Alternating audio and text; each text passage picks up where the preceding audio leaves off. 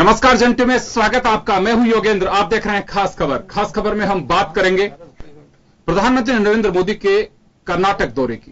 कर्नाटक में 12 मई को 224 विधानसभा सीट के लिए मतदान होगा। एक ही चरण में मतदान होगा और सबकी निगाहें टिकी थी कि 1 मई से प्रधानमंत्री नरेंद्र मोदी की 15 सभाएं होंगी। 5 दिवसीय दौरा है और क्या रहा पहले दिन खास हम आपको दिखाते हैं और उसके बाद हमारे पैनलिस्ट के पास हम चर्चा के लिए पहुंचेंगे। कर्नाटक चुनाव को लेकर प्रधानमंत्री नरेंद्र मोदी का 5 दिवसीय चुनाव अभियान मंगलवार से शुरू हुआ। इन 5 दिनों में पीएम मोदी 209 सीटों को कवर करेंगे।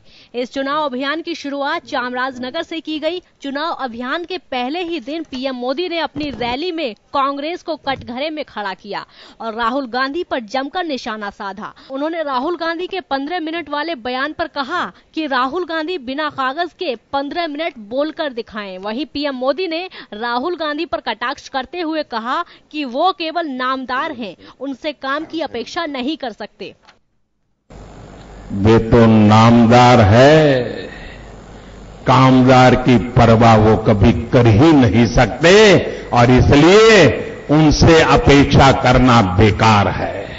राहुल गांधी भी लगातार कर्नाटक का दौरा करते रहे हैं और वो भी इस चुनाव को जीतने में पूरा दम लगा रहे हैं। राहुल गांधी के निशाने पर भी अक्सर पीएम मोदी ही रहते हैं। दिल्ली में कांग्रेस के एक सम्मेलन में राहुल गांधी ने कहा था कि अगर मुझे संसद में 15 मिनट बोलने दिया जाए तो मोदी जी बैठ भी नहीं पाएंगे। राहुल गांधी ने कहा था कि 15 मिनट में मैं राफेल और नीरव मोदी की बात करूंगा। प्रधानमंत्री एक शब्द नहीं कहते, पार्लियामेंट में खड़े होने से डरते हैं। 15 मिनट का हमें भाषण मिल जाए पार्लियामेंट हाउस में, प्रधानमंत्री सामने खड़ा नहीं हो पाएंगे। चाहे वो राफेल का मामला हो, चाहे वो नीरव मोदी का मामला हो, खड़े नहीं हो पाएंगे। मगर पूरा देश का चक्कर काट रहे हैं, मगर लोकसभा में 15 मिनट हमें भाषण देने का टाइम नहीं दे। 15 मिनट टाइम दे दे, वो खड़े नहीं हो पाएंगे लोकसभा में। कर्नाटक का ये चुनाव 2019 के लिए बहुत अहम माना जा रहा है और यही कारण है कि मोदी हो या राहुल गांधी दोनों ही अपना पूरा दमखम लगा रहे हैं। लेकिन अब चुनाव मोदी वर्सेस राहुल होने लगा है। दोनों आला नेता एक दूसरे को हर रैली में निशाने पर रखते हैं। इससे ये साफ है कि जिन राहुल गांधी को बीजेपी गंभीरता से ना लेने की बात कहती थी, वही अब उन्हें गंभीरता से ले रही है। तभी तो पीएम मोदी खुद राहुल की हर चुनौती और कटाक्ष का जवाब देते दिखाई देते हैं। लेकिन असल परिणाम तो 15 मई को नजर आएगा, जब पता चलेगा कि आखिर किसके व्यंग बाण जनता को ज्यादा लुभा रहे हैं। ब्यूरो रिपोर्ट, जन टीवी न्यूज। तो चलिए, आपने देखा कि चामराजनगर से नरेंद्र मोदी ने अपनी रैली के जरिए कर्नाटक के चुनाव के प्रचार का आगाज किया है। उन्होंने पूरे उसमें अगर बात करें तो कर्नाटक में अभी जो सरकार है, कांग्रेस की सरकार है, सिद्धरामैया वहां के मुख्यमंत्री हैं, वो निशाने पे है। साथ ही राहुल गांधी भी है। राहुल गांधी के तमाम उन आरोपों का नरेंद्र मोदी ने अपने अंदाज में जवाब दिया है।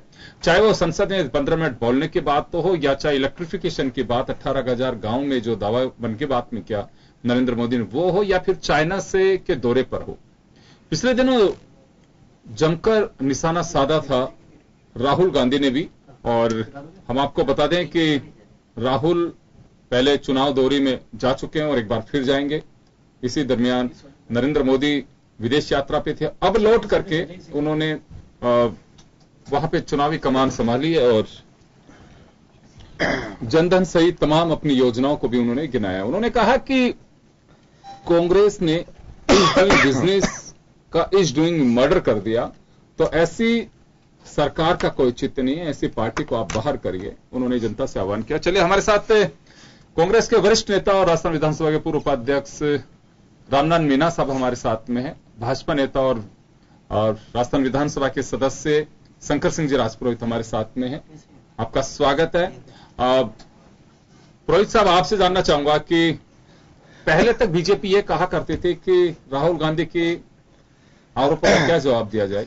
मुझे ध्यान है कि उत्तर प्रदेश चुनाव का जब आगाज कर रहे थे इलाहाबाद की रैली में, जब किसी एक कंपनी के इनकम टैक्स के कोर्ट के उन फंडिंग्स का जिक्र किया था कि भाजपा को इतने करोड़ रुपए दिए गए, इतने करोड़ रुपए दिए गए, तो मोदी साहब ने बड़े ठहाका के साथ में कहा था कि ये कहा जा रहा था कि हम बोल देंगे तो तूफान आ जाएगा, लेकिन चले वो बोल गए तो हवा भी नहीं चली। लेकिन आज मोदी साहब को बड़ी गंभीरता झलक रही है राहुल गांधी को लेकर के कि वो 15 मिनट भाषण दे दें, या फिर इलेक्ट्रिफिकेशन को लेकर के उन्होंने कहा कि नामदार कामदार, कुछ ऐसे चीजें हैं जो सीधा झलकता है कि बीजेपी अब निशाना राहुल गांधी को लेकर के करती है।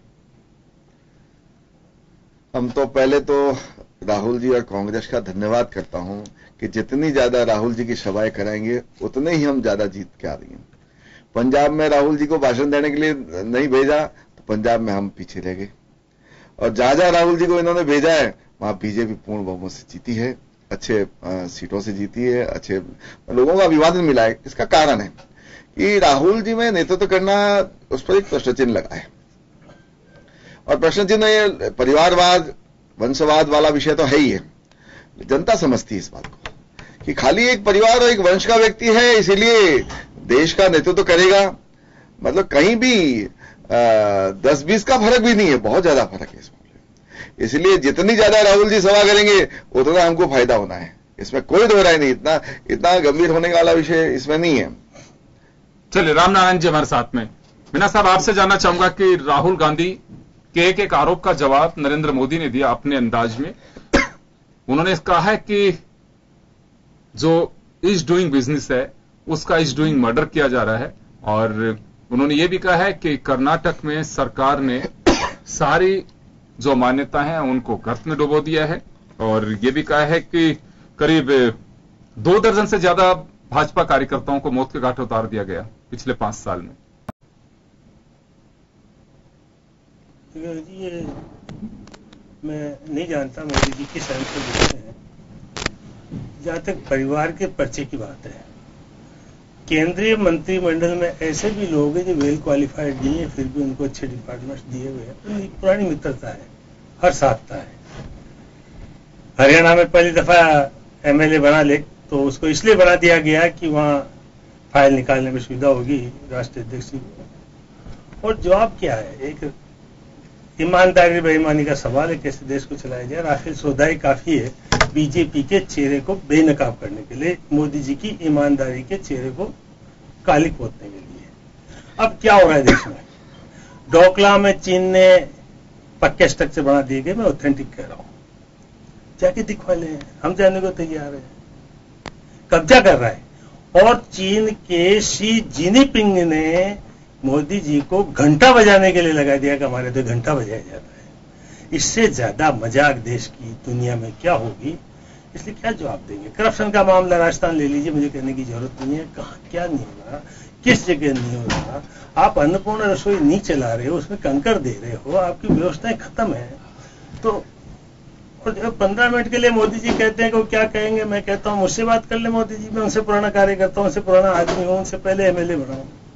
वो राहुल जी क्यों बात करते हैं? राहुल जी तो राष्ट्रीय लीडर है, बहुत बड़ी बात है। इसलिए मेरा तो निवेदन करना है कि ये देश सुरक्षित भी एक नहीं है। पार्लियामेंट की सीढ़ी को सिर लगाना और बातें करना, कहां से कौन गवर्न हो रहा है, किस तरह की जातवाद की बात करते हैं, किस तरह से देश की बात करते हैं, किस देश से कहां रिलेशन है, इसलिए मैं उसको ज्यादा नहीं करना चाहता। मैं तो कहना चाहता हूँ देश का दुर्भाग्य है। मोदी जी पर आरोप लगा सकते हैं? आप फिर बोलोगे तो मैं भी बोलूंगा। आरोप लगा सकते हैं? बिल्कुल मैं लगा रहा हूँ। राफेल सौदे में करप्शन की बू आती है, मैं ऑथेंटिक कह रहा हूँ। आप कौन हो? आपका परिचय मोदी के सामने आप हो क्या? मैं राहुल के सामने हूँ। राहुल जी हमारा सम्मान करते हैं, आपको मोदी जी देखते नहीं है, वसुंधरा जी को नहीं देखते। वसुंधरा ने पहली दफा कर्नाटक में चलेंगे, राजस्थान के वक्त आएंगे फिर। बिल्कुल, कर्नाटक में ईवीएम मशीनों में इन्होंने बेईमानी नहीं की, जो कुछ होता आ रहा है यूपी में हुआ है। मायावती ने कहा है, सबने कहा है, सुप्रीम कोर्ट को जिस तरह से ये एक जज को ले रहे हैं, दूसरे जज को छोड़ रहे हैं, कहीं ना कहीं बू आती है कि देश को एक लाइन से अपनी राय थोपने के बारे में। सुप्रीम कोर्ट के पूर्व जजेस कह रहे हैं, मैं नहीं कह रहा हूं। देश को जिस तरह से इन्होंने हत्याने की कोशिश कर रहे हैं वो हमारे लिए दुर्भाग्यपूर्ण है। कर्नाटका में जो भाषा मोदी जी बोल रहे हैं, आज येदियुरप्पा के लड़के को टिकट क्यों नहीं दिया गया? भाई तुम्हारी पत्नी घूमती है, उसी को टिकट देने के बाद कल कोई करेगा? ये इससे क्या लेना देना? परिवारवाद पे क्यों आते हो? परिवार आपका भी है, आपके भाई की दुकान को चेक कर लो, पता चल जाएगा बेईमान कौन है, ईमानदार कौन है। मैं उसमें नहीं जाना चाहता, इसलिए मोदी जी को भाषा संयत करना चाहिए। और मैं देश का नागरिक हूं, मुझे अच्छी उनकी भाषा नहीं लग रही। पार्टी को भी अलग कर दो, तब भी देश के नागरिक है, इतना ज्ञान सब में होता है। मोदी जी ने मैं आपके पास वापस लौटूंगा। श्याम जी, सबकी निगाहें टिकी हुई थी कि चाइना से लौटने के बाद में नरेंद्र मोदी 1 मई से हम तो जानते हैं चुनावी रैलियां आएंगे तो कुछ बोलेंगे, चुनावी रैलियों का आगाज करेंगे। उनको 15 रैली करनी है 5 दिन में और 209 विधानसभा सीट कवर करेंगे। मोदी पहले दिन ही उनके निशाने पर सिद्धरामैया से ज्यादा राहुल गांधी उनके निशाने पर रहे। देखिएगा कि आज मोदी जी ने 3 रैलियां करती पहले दिन, और 3 रैलियों में जिस प्रकार से उन्होंने कर्नाटक में अपने आप को जोड़ने का प्रयास किया, वो अलग बात है। उन्होंने कहा कि राहुल गांधी ने पहले भी कहा था कि मैं पार्लियामेंट में बोलूंगा तो 15 मिनट बैठ नहीं पाएंगे, तो उसका बहुत करारा जवाब आज देखने को मिला। मोदी जी ने उस विधानसभा उस जगह भाषण दिया जहां की 40 साल पहले वहां की नगर पालिका संघ ने जीती, उडुपी। तो उन्होंने कहा कि मैं जहां से बोल रहा हूं उसका नाता तो 40 साल पुराना है हमसे और जुड़ा जो है, और वो धन्य व्यक्ति जिन्होंने कि हमको शासन दिया कुछ छोटी इकाई का, वो क्योंकि वो कर्नाटक के लोगों को जोड़ना चाह रहे थे। राहुल गांधी के ऊपर सीधे तौर पर प्रहार भी कर रहे थे और वहां के लोगों को जोड़ने का प्रयास कर रहे थे कि मैं कर्नाटक से आज से नहीं जुड़ा हूं, मेरा संघ 40 साल पहले यहां से जुड़ गया था और उस धरती को मैं नमन करने आया हूं, उस धरती से कहने आया हूं कि आप कांग्रेस के शासन को छोड़ के हमारे साथ जुड़ जाओ, यही कहने सीधी तो। क्योंकि वो बार बार राफेल की बात उन्होंने, जैसे अभी रामनारायण जी कह रहे थे, राफेल की बात वो भी कह रहे थे, लेकिन उन्होंने और भी बातें कही कि जब आप 15 मिनट बोलने की बात कहते हैं तो आप कोई भी भाषण दे दीजिए, उसमें वहां के मुख्यमंत्री जी का 5 बार नाम बिना पढ़े ले दीजिएगा। वो कह रहे थे कि राहुल गांधी को परिपक्व स्थिति में आने में समय लगेगा। आज जो इस तरह से मैं देख रहा था, सुन रहा था, तो वो कह रहे थे कि कर्नाटक में, क्योंकि वो गुजरात में जिस प्रकार से राहुल गांधी ने टक्कर दी और 99 के चक्कर में दोनों को पटक दिया, अध्यक्ष अमित शाह जी और नरेंद्र मोदी को, तो उससे राहुल का उत्साही तो है, लेकिन उत्साही में वो जिस तरह की भाषा का उपयोग पहले कर गए, उसको बचते हुए अगर कुछ करेंगे तो निश्चित रूप से कुछ कर पाएंगे। लेकिन उन्होंने बहुत सारी चीजें देखी। बाद में क्या कहा कि जिस धरती पे मैं खड़ा हूं उसने बैंक को उत्पन्न किया और आम व्यक्ति को बैंकों से जोड़ने का प्रयास किया, जो कि हमने जोड़ा। और उनका जो आंकड़ा दे रहे थे, 31 करोड़ लोगों को हमने बैंक से जोड़ दिया और गरीबों को हमने बैंक को द्वार पहुंचा दिया। 80,000 करोड़ रुपए हमने इकट्ठे कर दिए उसके माध्यम से। और उसके बाद येदियुरप्पा की बात भी कह रहे थे वो, और उसके अलावा वहां देवगढ़ की चर्चा होती है, तो सीख दे रहे थे राहुल गांधी को कि मैं जब भी वो मिलने आते हैं तो मैं से जाता हूं, उनका गेट खोलता हूं और बाहर निकालता हूं, उनको आदर के साथ बैठाता हूं, फिर वापस भेजता हूं। राहुल गांधी को कह रहे थे अभी बहुत अध्यक्ष बने हुआ, राजनीतिक तौर तरीके सीखो। वो कई बार तो उनकी मां का सर कह देते हैं कि मां के साये में आप अभी राजनीतिक परिप्रेक्ष्य में जुड़ रहे हो, आगे बढ़ रहे हो, क्योंकि वो बार बार कह रहे थे कि अभी आपका राजनीतिक परिप्रेक्ष्य जिस तरह का होना चाहिए उसका है नहीं। वो समझिए, एक बात मैं कहना चाहूंगा, एक तरफ राहुल गांधी को अंडर एस्टिमेट किया जा रहा है, जैसे आप भी कह रहे हैं, नरेंद्र मोदी साहब भी बहुत हल्के में ले रहे थे, लेकिन मोदी जी की जो पूरी स्पीच है चामराजनगर वाले की, मैं पूरा सुन रहा था, उसमें 80% अपनी योजनाओं के साथ साथ कहीं ना कहीं कांग्रेस अध्यक्ष को इन्वॉल्व कर रहे थे। यानी कि नरेंद्र मोदी सीधा अगर इन्वॉल्व कर रहे हैं, राहुल गांधी पे कटाक्ष कर रहे हैं, अगर तंज कस रहे हैं या उनका जवाब दे रहे हैं, तो इसका मतलब वो आज ये महसूस होने लगा है कि राहुल गांधी उनके कद का है। देखिएगा, क्योंकि पहले जब गुजरात का चुनाव हो रहा था तो वो नॉमिनेशन करने आए थे और वो राष्ट्रीय अध्यक्ष नहीं बन पाए थे, लेकिन अब आज की स्थिति में कांग्रेस की आवाज इसलिए है कि वो राष्ट्रीय अध्यक्ष हैं, तो इसलिए सीधा प्रहार राहुल पे करेंगे वो। अब सोनिया जी तो स्पीच देने आएंगी नहीं, कर्नाटक में मेरे को नहीं दिखेगा कहीं सोनिया जी को देखेंगे, लेकिन वो सीधे तौर पे प्रहार करते गए। और एक बार प्रहार को मोदी जी ने झेला है गुजरात में, रामनारायण जी को पता है किस तरह से झिलवाया था। तो अगर वो, क्योंकि अब वहाँ कांग्रेस का शासन है, दो शहरों में जीते मोदी जी, दो में गड़बड़ नहीं करते। आप सुनिए तो सही, आप सुनने का प्रयास करो। मैं तो आपकी बात भी बता रहा हूँ, मैंने एक तरफा नहीं कह रहा हूँ, मैं दोनों तरफा बात कर रहा हूँ। क्योंकि राहुल गांधी को अगर सीधे तौर पर प्रहार नहीं करेंगे तो उनको बहुत सारी चीजें, क्योंकि राहुल गांधी उनके शासनकाल का जो रवैया है उनके शासनकाल की चीजें बहुत सारी रख रहे हैं कि उन्होंने किस प्रकार से मुस्लिम वहां के जो लिंगायत है उनको किस प्रकार से जोड़ने का प्रयास किया, और हमने कानून पास करके मोदी जी के पास भेज दिया, मोदी जी ने वापस भेजा नहीं। तो वो उस तरह का पानी का मुद्दा है और बहुत सारी चीजों को लेकर के जो कुछ कह रहे थे, क्योंकि आज गांधी जी को भी याद किया और उन्होंने कहा कि गांधी जी ने कहा कि कांग्रेस को बिखेर देना, तो वो कह रहे थे हमने बिखेर भी दिया। तो एक तरह से बहुत सारी चीजों को कर्नाटक से कैसे जुड़े, कहा था कि मेरे अरे आप सुनो तो सही, आप अब देखिए फिर हत्या की बात कर रहे थे, तो कह रहे थे कि हमने तो कहा था डूइंग बिजनेस, उन्होंने डूइंग मर्डर कर दिया, ऑफ डूइंग बिजनेस उसका मर्डर कर दिया कर्नाटक में। आपने 40 लोगों को, भाजपा के लोगों को मारा, तो मैं सुन रहा था इसलिए मैं बोल पा रहा हूँ। लेकिन राहुल गांधी इतने, ये मोदी जी का आरोप है ये। देखिए राहुल गांधी क्योंकि जिस तरह से उतरे हैं चुनाव में, और क्योंकि उनकी सत्ता है, वो अपनी सत्ता को बचाए रखने के लिए कुछ भी करेंगे। बिल्कुल बिल्कुल। और ये सत्ता को प्राप्त करने के लिए कुछ भी कर सकते हैं, क्योंकि आगे चलिए ये नई बात नहीं है, हमेशा होता यही है राजनीतिक दलों की ओर से, और होना भी चाहिए। लोकतांत्रिक परंपरा है हमारे यहाँ पे। आप सत्ता में नहीं है, बाहर हैं, तो आप बहुत ज्यादा एग्रेसिव होंगे, और जो सत्ता में बैठा है वो डिफेंसिव होगा, क्योंकि या तो अपनी योजनाओं को बताएगा वो व्यक्ति, और अगर योजनाओं को नहीं बता पा रहा है तो आप उसकी कमियां निकालिए। दो ही बातें होती हैं राजनीति में। खैर चलिए, लेकिन राजनीति के इस स्तर की जिस तरह की हम बात करते हैं कि हम सामने वाले पर आरोप लगाते हैं, लेकिन ये नहीं देखते हैं कि हमारे पास क्या उस तरह की हवा है या नहीं है। हम जिस हवा को अलग दिशा में भेजना चाह रहे हैं वो नहीं मुड़ सकती, की वजह साफ है कि उस हवा का सामना आपको करना पड़ेगा। मैं बात कर रहा हूं यहां करप्शन की। करप्शन का जिक्र सिद्धरामैया पे मोदी साहब ने आरोप लगा करके किया, लेकिन येदियुरप्पा और रेड्डी बंधु को अगर साथ ले लेंगे तो, अगर आप उनको साथ लेकर के चल रहे तो आप करप्शन का आरोप नहीं लगा सकते, क्योंकि आप यही सवाल मेरा राजपुरोहित साहब से होगा। राजपुरोहित साहब, मैं आपसे जानना चाहूंगा कि आप एक तरफ करप्शन के आरोप लगा रहे हैं और दूसरी तरफ येदियुरप्पा, जिनको करप्शन के चलते ही आप लोगों ने पार्टी से बाहर का रास्ता दिखाया था, उन्होंने अपनी पार्टी भी बना ली थी, और रेड्डी ब्रदर्स जो कि भ्रष्टाचार खान वाले में सबसे बड़ा खान स्कैम में सबको मालूम है कि कितने 100 करोड़ रुपए का स्कैम था ये। आज किस तरह से कहा जा सकता है सिद्धरामैया सरकार पे सीधा आरोप, क्योंकि ये जो चेहरे हैं जिनके नाम पे आप वोट मांग रहे हैं वो सीधे उन चीजों से जुड़े हुए हैं, पार्टी ने बाहर का रास्ता दिखाया उनको। देखिए, एक सपना है लेके चले कि कांग्रेस मुक्त भारत, लेकिन अभी तो आपकी पार्टी के एक नेता ने कहा कि बिल्कुल कांग्रेस मुक्त भारत हमारा ऐसा सपना नहीं है, हम सरकारों से बाहर करना चाहते हैं। मैं उस विषय पे आ रहा हूं। सबसे मूल विषय है कि इस किसी भी राज्य और देश की एकता और अखंडता को कोई खतरा नहीं हो।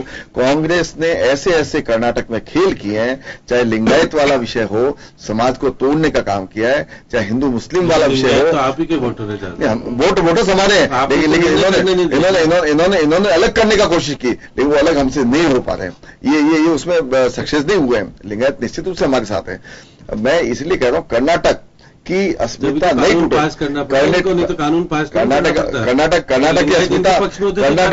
कर्नाटक की अस्मिता नहीं बिगड़े, इसके लिए कहीं पर अगर समझौते भी किए हैं, ठीक है। जिस चीज को किसी को याद दिलाकर भाई ये चीज गड़बड़ है तो ये गलत है, वो गलत अब आगे नहीं होगी ये।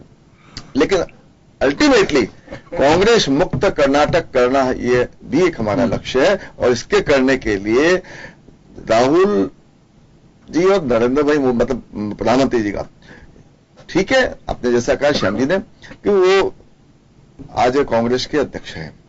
कांग्रेस, मैंने तो पहले कहा, मैं तो उनका सम्मान इसलिए कर रहा हूं कि जहां राहुल जी ज्यादा मीटिंग करें वहां हम ज्यादा जीतेंगे।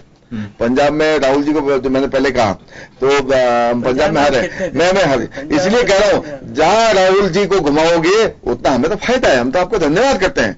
लेकिन कह रहे हैं कि राहुल गांधी का गुजरात का स्वाद बीजेपी चखी हुई है। राहुल गांधी की गुजरात में एक अलग विषय, 99 के चक्कर में फंसा दिया, गुजरात में एक अलग विषय हुआ था। वहां पर कुछ क्षेत्रवाद को राहुल जी ने जो पद पाया, जो क्षेत्रीय राजनीति जैसे जातिवाद के झगड़े लगाकर उनको जिस प्रकार से इन लोगों ने जो कुछ भी सुविधाएं दी, उस सुविधाओं के कारण से कहीं न कहीं हमको चोट हुई। हमने माना है, लेकिन हम सरकार हम बना पाए, सरकार हमारी बन गई है। अब उस चीज को समझा है, ये पुनरावृत्ति कर्नाटक में नहीं हो, उसके लिए समझौता तो करना पड़ेगा। इसका मतलब भ्रष्टाचारियों को साथ हम भ्रष्टाचार नहीं, हम भ्रष्टाचार के बंधु को साथ लोग। मेरा जो सवाल है की बात है, मेरा जो सवाल है शंकर सिंह जी, मेरा सवाल ये है कि आप सिद्धरमैया सरकार पे आप घोटालों के आरोप लगा रहे हैं, पूर्ववर्ती यूपीए सरकार पे लगा रहे हैं, लेकिन आपके पास में जो बैठा हुआ व्यक्ति है उनको प्रूव किया आप लोगों ने ही कि हाँ इन पे करप्शन के चार्ज है, और आपने पार्टी से बाहर का रास्ता भी दिखा दिया। लेकिन जब आपको लगा कि 13 में कि ये तो बहुत गड़बड़ हुआ तो वापस आपने उनको ले लिया। रेड्डी ब्रदर्स के माइनिंग स्कैम को लेकर के सबको मालूम है, तो आप करप्शन को क्यों मुद्दा बना रहे हैं यहाँ पे? पब्लिक समझती है कि दोनों तरफ चेहरे एक जैसे ही हैं। नहीं, पब्लिक जानती है सिद्धरमैया का जिस प्रकार से कार्यकाल चला है, मतलब एक भी मंत्री ऐसा नहीं बचा है जो कहीं के भ्रष्टाचार के आरोपों में और क्षेत्रवाद की राजनीति के अंदर, जातिवाद के झगड़ों के अंदर नहीं उलझा। अरे ये क्या मतलब, लोगों को मरवा डाला, लोगों को मरवा डाला। भारतीय जनता पार्टी के और संघ से जुड़े हुए इतने लोगों का मर्डर, इतने मर्डर करवाए आप लोगों ने, आपने सरेआम संघ के लोगों को मरवाया है। संघ के लोग तो हिसाब ही नहीं देते। अब ऐसा नहीं है, अब आप छोड़ दो। ये कांग्रेस मुक्त भारत के अंदर कर्नाटक जुड़ रहा है, 4-5 ये जुड़ रहा है। आप किसी हालत में आगे नहीं बढ़ने वाले हो। कोई भी राज हो, पर भ्रष्टाचार तो चले, आपको लगता है कि करप्शन यहां मुद्दा है? करप्शन मुद्दा है। चले, श्याम जी से जवाब लूंगा इसमें, मैं रामनारायण जी के पास में बाद में जाऊंगा। श्याम जी, क्या लगता है कि इस चुनाव में करप्शन कहीं को मुद्दा बचा है? देखिए योगेंद्र जी, अगर करप्शन की बात मोदी जी करते हैं तो फिर आप रेड्डी बंधु और येदियुरप्पा को नहीं लेना चाहिए था। फिर आप कह सकते थे कि हम करप्शन मुक्त कर्नाटक बना के आम लोग को देंगे। लोग समझते हैं कि आप किन लोगों के साथ, किन बैसाखियों के माध्यम से आप कर्नाटक को जीतने आए हो। अब थोड़ा बहुत आरोप लगाने की बात हो रही है, बैंकिंग घोटाला और सारी बातें करते हैं आप, लेकिन किसी तरह से बीजेपी इतनी साफ छवि वाली व्यक्तियों को लेकर जब साथ नहीं चल रही थी, वहां के लोगों जिस प्रकार से हो सकता है कि कुछ स्थिति में कांग्रेस में टिकट बंटवारे में लड़ाई हुई, दंगा हुआ, उसका फायदा कुछ ले सकते हो, कह सकते हो कि कांग्रेस बिखरा हुआ और सारी बातें कर सकते हो, लेकिन फिर मोदी जी को बहुत सी सोचना तो पड़ेगा। आप बहुत सारी बातें करते हैं, सब बातें अच्छी होती है, भाषण देना आपको बहुत अच्छी तरह से आता है, उसको धरातल पे उतारना नहीं आता है। वही परिणाम आज देश में देखने को मिल रहा है। आपने योजनाएं अच्छी दी, योजनाएं एक के बाद योजनाएं बहुत ले आए, लेकिन उसकी क्रियान्वित ढंग से नहीं हो पा रही है। उसको आप कह रहे हैं ना, आप पार्लियामेंट के सदस्यों को कहते हैं, विधानसभा के साथ आपने वीडियो कॉन्फ्रेंसिंग के माध्यम से कर्नाटक से लोगों से जुड़े, आप विधायकों को कहा कि आप मेरी बातों को कहो नीचे तक। इसका मतलब लोगों तक नीचे तक नहीं पहुंच पा रही है बात, और फिर भ्रष्टाचारी लोगों को साथ लेकर के नीचे तक क्या बात पहुंचाओगे वहां पर?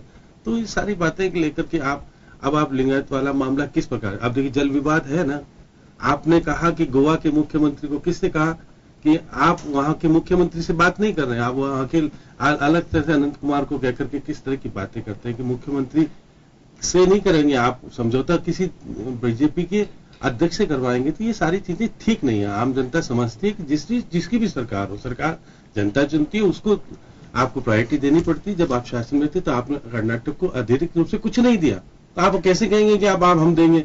मतलब आप राजनीतिक भेदभाव तो करते हैं, वो सारे लोग देखते हैं। तो इस तरह की बातें जब मोदी जी प्रधानमंत्री देश के हैं, वो किसी पार्टी के नहीं होते, तो आपको बहुत सारी चीजें वहां खुलकर बात करें। देखिए, मजदूर दिवस है, 1 मई अंतर्राष्ट्रीय मजदूर दिवस है, लेकिन नरेंद्र मोदी ने इसे किस तरह से बनाने की कोशिश की है, आप वो जरा सुनिए। उनका साफ कहना था कि 18,000 गांव में बिजली देने वाले कम से कम उन मजदूरों के काम की तो कदर कर दीजिए, आप उनका उपहास मत उड़ाइए। यानी कि सीधा राहुल गांधी को ये तंज कसने की कोशिश की है कि आप मजदूरों का उपहास उड़ा रहे हैं।